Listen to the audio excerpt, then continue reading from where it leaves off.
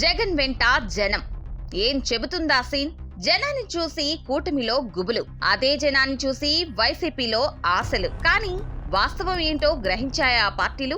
అబ్బబ్బా ఏం జనం! టీవీలో చూసిన వాళ్ళకి, ప్రత్యక్షంగా ఉన్న వాళ్ళకి జగన్ వెంట వచ్చే ఆ జనాన్ని చూసి ఇంత అభిమానమా అని అనిపిస్తుంది. మొన్న విశాఖ పర్యటనలో అదే జరిగింది. మత్స్యకారుల కుటుంబాలను పరామర్శించడానికి వెళ్లిన సమయంలో ఎయిర్పోర్ట్ నుంచి జాలర్ల ఇంటికి వెళ్లడానికి గంటల సమయం పట్టింది.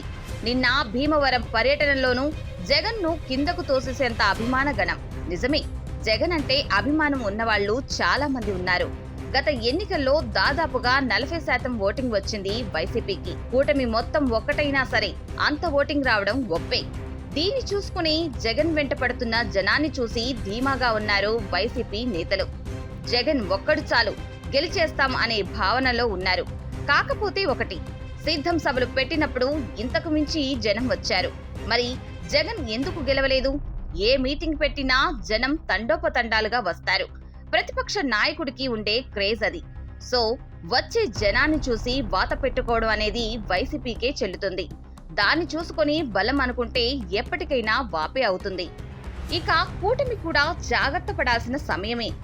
జగన్ పర్యటనలకు జనాలను విపరీతంగా తరలిస్తున్నారని, అందుకే ఆ స్థాయిలో జనం ఉంటున్నారని లైట్ తీసుకోవచ్చు.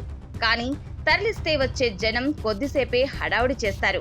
కానీ గంటల తరబడి కాపు కాస్తున్నారంటే సంథింగ్ ఈజ్ దేర్. నిజంగా జనాన్ని తరలించి తీసుకొస్తే జగన్ మళ్లీ బొక్కబొర్లా పడడం ఖాయం. జరగబోయేదాన్ని ఎవరూ తప్పించలేరు. కానీ వచ్చే జనమంతా ఫేక్ అనే భ్రమలో ఉంటూ ఫోకస్ పెట్టకపోతే మాత్రం జరగబోయే నష్టాన్ని ఎవరూ ఆపలేరు. సో జనం రావచ్చు, రాకపోవచ్చు, కానీ అది ఒకరిని గెలిపిస్తుందని, మరొకరిని ఓడిస్తుందని భ్రమపడద్దు. ఇప్పటిదాకా జరిగిన ఎన్నికలే ఇందుకు ఉదాహరణ. జనానికి తెలుసు ఎప్పుడు ఎవరికి ఓటు వేయాలో, ఎవరిని గెలిపించాలో, ఎవరిని ఎందుకు ఓడించాలో బాగా తెలుసు.